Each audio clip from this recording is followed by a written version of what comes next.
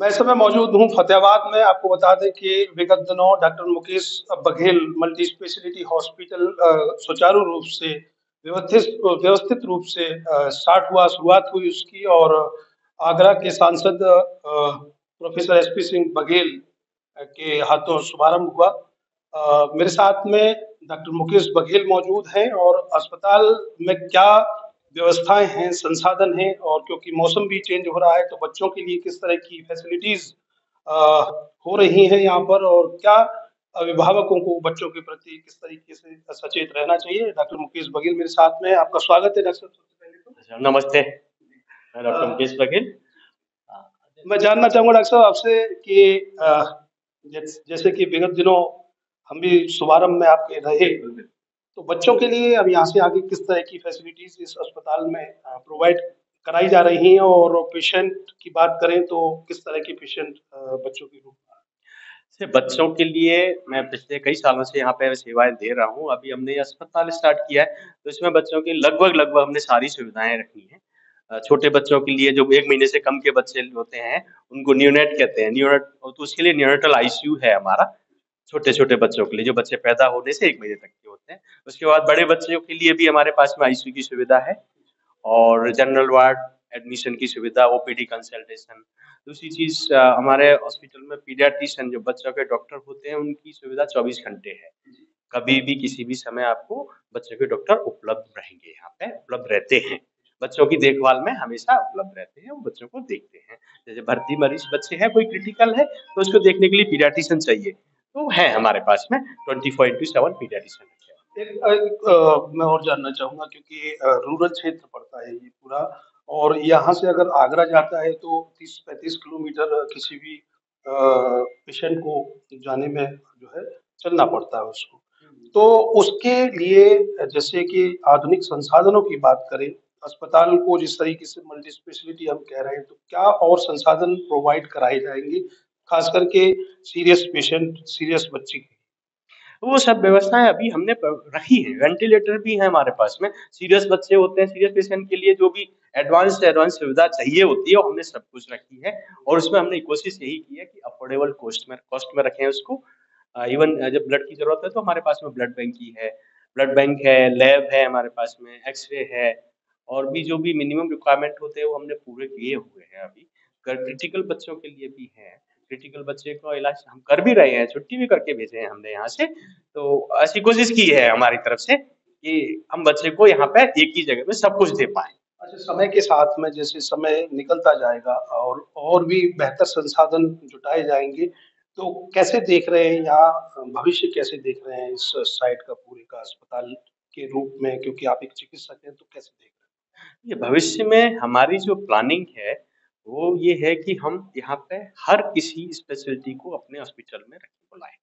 हर specialist, हर चीज का specialist हमारे अस्पताल में हो, हमारा ये प्लान है। उसमें 2-3 दिवाली के बाद में स्टार्ट भी हो जाएंगे। कुछ सुपर स्पेशलिस्ट होंगे, वो भी, उनकी भी ओपीडी हम यहाँ पे स्टार्ट कराएंगे। वो भी आया करेंगे, वीकली आए या वीकली ट्वाइस आए हैं, तो वो लोग की भी ओपीडी हुआ करेगी। और हम उस चीज के लिए भी मरीज को आगरा ना जाना पड़ेगा। आगरा क्या, मतलब कहीं पे भी जाना जाना पड़ेगा, यहाँ पे सुविधाएं मिलेंगी। प्लानिंग हमारी सारी स्पेशलिटी को लेने की है यहाँ पे। और बाकी कुछ अगले महीने से हमारा ऑप्थेल्मोलॉजी डिपार्टमेंट स्टार्ट हो जाएगा, और सर्जिकल डिपार्टमेंट हमारा चालू है अभी। और बाकी चीजें समय के साथ में हम बढ़ाते जा रहे हैं, कोशिश करते जा रहे हैं, सब चीजें होंगी यहाँ पे। भविष्य में देखता हूँ कि आज से 2 महीने में अब हमारे पास में सारी सुविधाएं उपलब्ध होंगी यहीं पे। बिल्कुल समय भी लगता है पूरा किसी भी चीज को व्यवस्थित करने में। एक सवाल मेरा और भी है कि अगर अभिभावकों की बात की जाए, क्योंकि मौसम में बड़ा बदलाव आ रहा है, सर्दियां आने वाली हैं, तो कैसे ख्याल हम बच्चों का रख सकते हैं, क्या क्या बीमारियां होने की एक संभावना बनी रहती है इस। अभी जो करंट करंट फेज है, ट्रांजिशन फेज होता है। जैसे गर्मी से सर्दी आना, सर्दी से बारिश आना, या फिर जो भी मौसम चलता है। अभी हमारे पास में ये बारिश का सीजन था, बारिश से अब सर्दी का मौसम आ रहा है। अब इस समय क्या है, सबसे ज्यादा मच्छर पनपते हैं। मच्छरों का टाइम है, सबसे खराब टाइम है ये। और जो भी मच्छरों से जो भी बीमारियां, जो संचारी रोग कहते हैं, सरकारी एड भी चलता है संचारी रोग के लिए, रोकथाम के लिए ये करें। तो मच्छरों से बचना है, मेन टारगेट होना चाहिए। मच्छरों से बच के समझ लो आप आधी बीमारियों से बच गए इस मौसम में।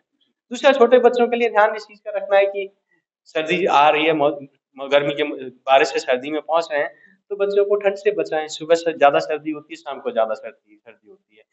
वो बच्चों को कपड़े लेयर्ड पहनाए जाने चाहिए। छोटे छोटे बच्चों को ना परतों में कपड़े पहनाए जाए, वो ज्यादा अच्छा होता है। जैसे एक कपड़ा मोटा पहना दिया उससे काम नहीं चलेगा, वही दो पतले पतले पहना दिए उससे ज्यादा काम चलेगा।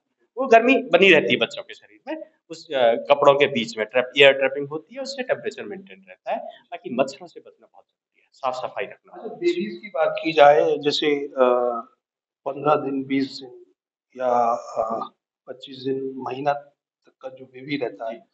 उसके लिए जैसे माँ के दूध की बात की जाए तो वो सबसे अच्छा पौष्टिक चीज बताई गई है। लेकिन वो अगर उपलब्ध नहीं होता किसी कारणवश, तो किस तरीके का कुछ रखना चाहिए, कोई ऑप्शन है उसके लिए? हाँ, नहीं, माँ के दूध का अल्टरनेटिव तो नहीं है कुछ भी। माँ के दूध जैसा कुछ भी नहीं है दुनिया में, आज तक ऐसी कोई चीज नहीं बनी है जो माँ के दूध से कंपैरिजन कर सके उसका। जब कुछ भी नहीं है, कुछ भी नहीं है तो हम फॉर्मूला की तरफ जाते हैं। जो भी पाउडर फार्मूला, जो भी सर्टिफाइड कंपनीज बनाती हैं, वो फार्मूला पे जा सकते हैं आप। But nothing can match breast milk. माँ के दूध के जैसा कुछ भी नहीं है। माँ का दूध बच्चे को हर 2 घंटे पे पिलाना होता है। जब भी दूध पिलाएं कंधे पे लगा के डकार दिलानी होती है, जिससे बच्चा आराम से रेस्ट कर सकता है, फिर सो सकता है। बर्पिंग कहते हैं उसको, डकार दिलाना। और there is no comparison with mother milk and other formula. No एक कंपैरिजन। तैयारी की बात की जाए, ये तो बच्चों के लिए हो गई। एक तैयारी की बात की जाए डॉक्टर साहब, तो एक अंदर से संतुष्टि रहती है। Doctor Mukesh Baghel multi speciality अस्पताल को आपने तैयार कर लिया और बहुत सारे लोगों को खुशी है। आपके अंदर क्या चल रहा है? मेरे अंदर कुछ नहीं चल रहा। मेरे अंदर इतना है कि मैं प्रयास करता रहूंगा, अभी कर रहा हूँ और आगे भी प्रयास करता रहूंगा। और सब भाई बंधु माता पिता सबके, बड़े बुजुर्गों के आशीर्वाद से उम्मीद है कि हम अपने काम जो भी सोचा है उसमें कामयाब होते रहेंगे। हमें उम्मीद यही है।